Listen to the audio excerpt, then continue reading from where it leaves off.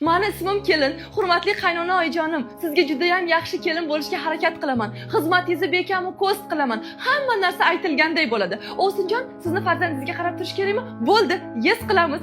O'zimni xohishlarim yo'q, keyin ham dam olaveraman. Sizlar rozi bo'lsangiz bo'ldi. Xo'jayin, sizni kiyimlaringiz dazmollayman, yuvaman, bolalaringizga qarayman, osh-ovqatingizni tayyorlab beraman. Sizlar mendan rozi bo'lsanglar bo'ldi.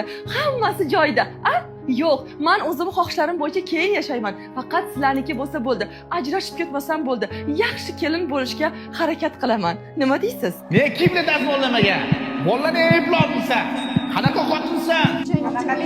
Kelinsan deb majlisdan qilasan, hamma narsani qilishing kerak. Mana bu hammasi vazifa. Mana ishon bilan aralashishing kerak. Hammasini uzolishing kerak. Kelinsan sen. Qilishga majbursan sen.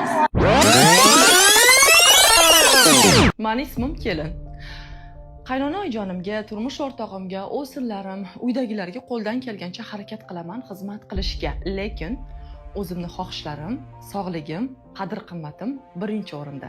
Farzandlarimga qarayman, turmush o'rtog'im bilan aylanishlarga boraman, massaj, o'zimga qarash, raqs, boshqa o'zim uchun kerakli bo'lgan mashg'ulotlar bilan shug'ullanaman.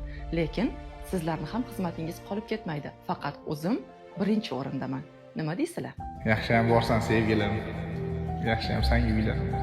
Yaxshiyam borsiz, yaxshiyam boringizga shukur. Hammasiga rahmat. Yaxshiyam borsiz, biram chiroylisiz, o'zingizni qadringizni bilasiz.